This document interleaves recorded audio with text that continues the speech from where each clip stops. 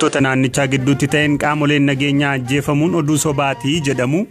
Dakkayyoo kan jedhamtu naannoo sanatti jechuudha. Humni waraana keenyaa nama 30 ol kan shanee fixe nuti kan qabnu kanadha jechuudha.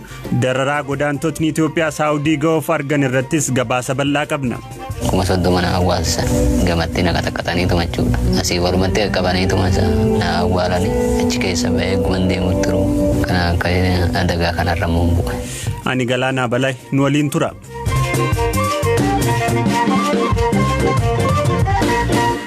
Filannoon biyyaalessaa Itoophiyaa Jaaffaan torban har'aa gaggeeffama. Dhaabbileen siyaasaa filannoo kanarratti hirmaatan duula filadhaa haga dilbata kaleessaatti yeroon qabameef xumuranii guyyaa sagaleen itti kennamu eeguu jalqabaniiru. Ministeerri muummee Itoophiyaa Dr. Abiyyi Ahmed marsaalee miidiyaa hawaasaa isaanii gubbaatti lammiilee biyyattiin wiixata dhufu bahaatii filadhaa jedhan. Filannoon kun biyyattii filannoo bilisaa fi haqa qabeessa isa jalqabaa akka ta'u abdii qabnas jedhan. Filannoon kun Oromiyaa keessatti dhaabbileen siyaasaa dorgomtoota dhaaba badhaadhinaa jabaa ta'u jedhaman adda bilisummaa Oromoo fi Koongireesiin Federaalawaa Oromoo hin hirmaanne itti gaggeeffama. Dhaabbileen lameen miseensonni isaanii hedduun hidhamuu fi waajjiraaleen isaanii saamsamuu irraa akka ka'e filannoo irratti hirmaachuu akka hin dandeenye taane sababa jedhu dhiyeessuun isaanii ni yaadatama. Qophii filannoo fi komii dhaabbileen siyaasaa gariin adeemsi filannoo ulaagaan guutne jechuun komatan irratti deebii dubbii himtuun boordii filannoo Sooliyaanaa Shimallis ibsaarra miidiyaaleef kennaniin deebii itti laataniiru. መራጮች ስራ በሌላቸው ቀን ድምጻቸውን ሰጥተው ወደ ቤታቸው ይመለሳሉ። ለምርጫው ጸጥታም በጣም ጠቃሚ ነው። ለመራጮች filattoonni guyyaa hojiin hin jirretti sagalee isaanii kennanii manatti galu. Nageenyummaa filannoofiis baay'ee barbaachisaadha. Dhiphina tokko malee sagalee akka kennan ni gargaara. Kanaan alatti yeroo dheeraan booda sirna godhamu waan ta'eef dhaabbileen dhuunfaas mootummaas akka biyyaatti gargaarsa yoo godhan dhiibbaa hin qabu. Kanarraan kan ka'e gaafa sagaleen kennamu hojiin ni jiraata jennee eegnu. Garuu kana dhaabbilee fi fakkochuun irra jiraata. Deebii isaaniis eeguu qabna. Ulaagaa isa xiqqaa filannoo kan hin guutnedha jechuun dhaabbileen ibsa baasuu nus dhageenyeerra. Adeemsa filannoo ilaalchisee wanti dhaabbilee siyaasaa hubachiisuu feenu adeemsa filannoo ofii keessatti hirmaatan deeggartoonni isaanii filachuuf itti jiranii fi torbeen tokko hafe irratti yaada dimshaashaa akkasii dhiyeessuun gaafatamummaa kan hin qabnedha. Kana jechuun garuu dhaabbileen siyaasaa adeemsa filannoo irratti komii qaban dhageessuu hin qaban jechuu miti. Haa ta'u malee gama tokkoon rakkoo isaan mudate ibsaa gama kaaniin garuu waliigalatti ulaagaa hin guutne jechuun adeemsa keessatti hirmaachaa jiranii fi deeggartoonni isaaniitti qophaa'aniin fudhatama dhabsiisuu ta'a. ኮንክሉዥን መድረስ አይ ቲንክ ዲሌጂቲማይዝ የሚያደርግ ይሆንባቸዋል ፖለቲካ ፓርቲዎች Referendamiin kibba lixa uummattoota kibbaa waxabajjii kana gaggeeffamuuf ture gara qaammeetti jijjiiramuun bulchitoota godinaalee fi aanaalee addaa mufachiiseera. Dhimma kana ilaalchisee Sooliyaanaan kana jedhan. ባለፈው ቅዳሜ ከተደረገው ምክክር በአስተዳዳሪዎች በኩል Sanbata darbe marii godhameen godinaalee fi aanolee referendamii gaggeessan irraa mormiin jabaa mudateera.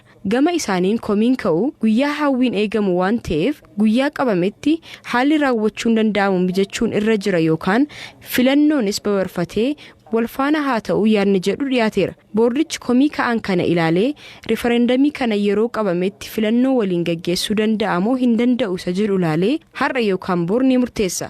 Isa akkuma murtaa'e ni beeksifna. አንድ ላይ አይቶ የሚያሳውቅ ይሆናል። Filannoo biyyaalessaa Jaaffaa Itoophiyaa ilaalchisee mootummaan Ameerikaa ibsa jimaata darbe baaseen haalliif yeroon filannoon kun keessatti gaggeeffamu akka isa yaaddeessu ibsuun yeroon filannoon duuba jiru naga qabeessa akka ta'u mootummaa fi humnoonni siyaasaa ga'ee irraa eegamu akka ba'an gaafateera.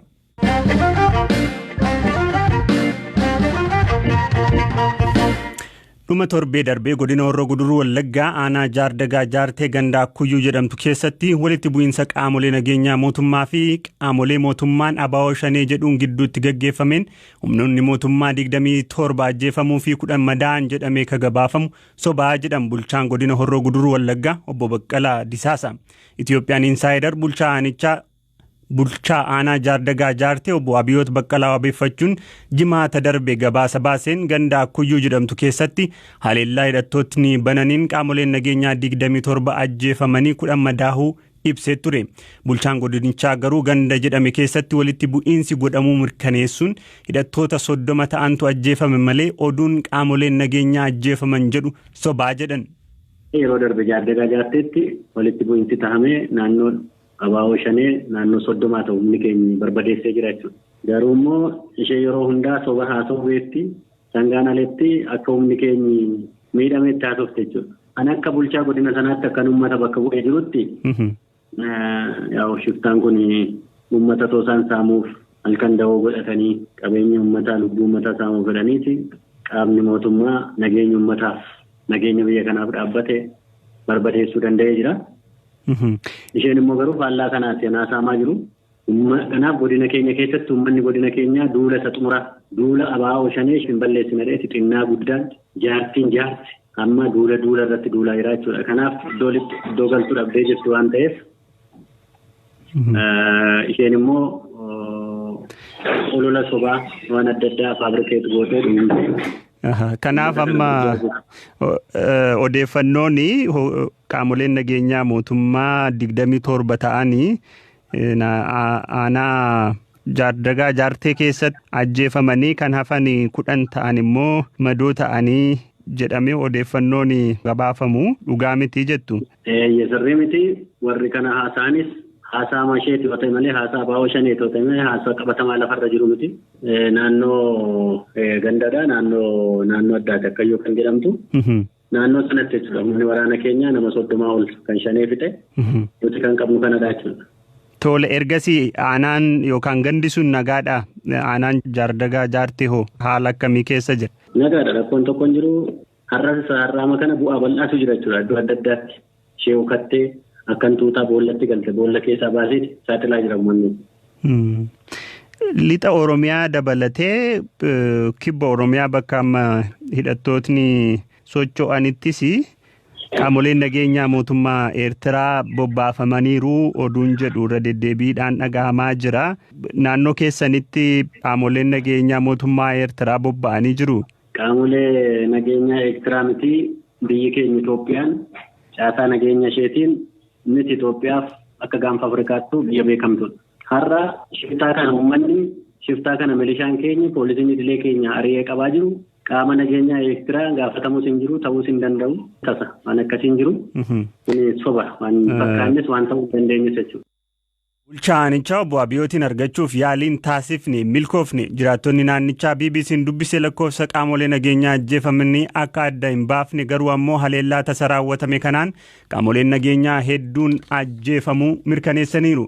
Bulchaan aanichaa Itoophiyaan Insaayidar waabeeffate haleellichi kamisa ganama sa'a tokkotti qaamolee poolisii federaalaa 47 fi miseensota milishaa 2 hidhattoota adamsuuf socho'aa turan irratti raawwate jedhan. Gama kaaniin koomishiniin poolisii Oromiyaa duula guyyoota 4 akka lakkoofsa Itoophiyaa caamsaa 24 haga 27 bara 2013 godina Gujii fi Booranaa keessatti hidhattoota abaa'oo shanee ittiin jedhu irratti geggeesseen hidhattoota 95 ajjeesuu fi hedduu madeessuu gabaaseera.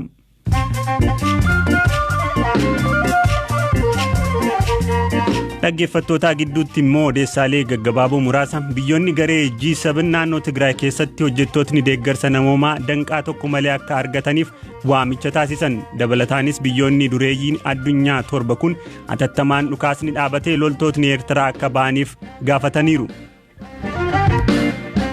Gama kaaniin naannoo Tigraay keessatti maqaa deeggarsa namoomaa kennina jedhuun dhoksaadhaan meeshaa waraanaa hidhattoota TPLF'if galchuuf yaalaniiru jedhan Ministeerri Muummee Itti Aanaa fi Ministeerri Dhimma Alaa Itoophiyaa obbo Dammaqa Mokonnin.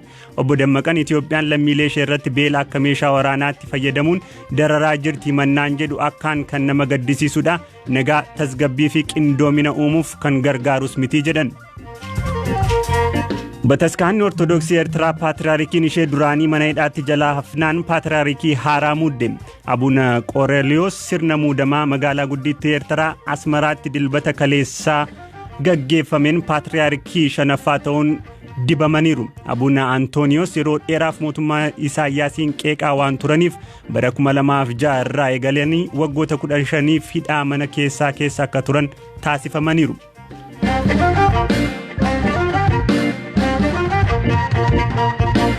Odeessa keenya akka xumuraatti ceeneerra waggaa waggaatti godaantotni Itoophiyaa 1000 lakkaa'aman gammoojjii galaanaa fi naannoo waraanaa keessa darbuun imala gara kiiloomeetira 2000 taasisuun gara Saawudii Arabiyaa seenuuf yaalu. Godaantonni hedduun daandii isaanii kanarratti saamicha, dararaa, beelaa fi du'aaf saaxilamaa jiru. Gabaasa addaa BBC Afrikaa Firaafolii Dhugaasaa akkanaan qindeessiteetti. Mustafaa Jamaal jireenya cimaa Itoophiyaa keessa jiru miliquu waan barbaadeef maallaqaa fi karoora malee imala gara hamaa Saawud Arabiyaa filate. Kana qonnaa amma yoomii qonnee wanneen nu darba taxaqqamee qofa wanneechuuttira hojjetachuuttira. Lammiileen Itoophiyaa hedduun jireenya fooyya'aa argachuuf jecha biyya isaanii gadhiisanii ba'u.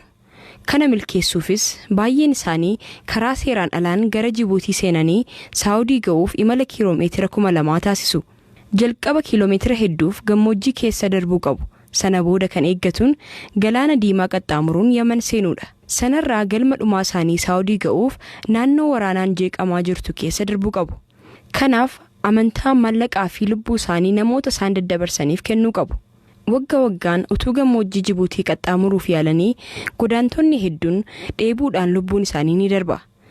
Gara 7 erga lukaan imalanii booda lammiilee Itoophiyaa kana namootni hojii daddabarsaa hojjetan kun fuudhanii gara qarqara galaanaa dooniin gara Yamanitti geessuun isaan eegutti geessuun.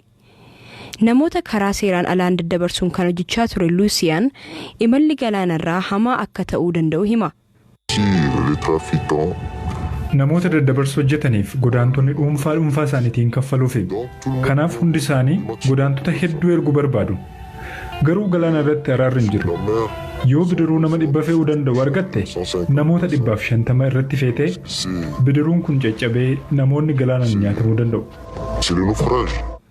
Guyyaa guyyaatti lammiileen Itoophiyaa 1,000 ta'an qarqara galaanaa Yaman ga'u.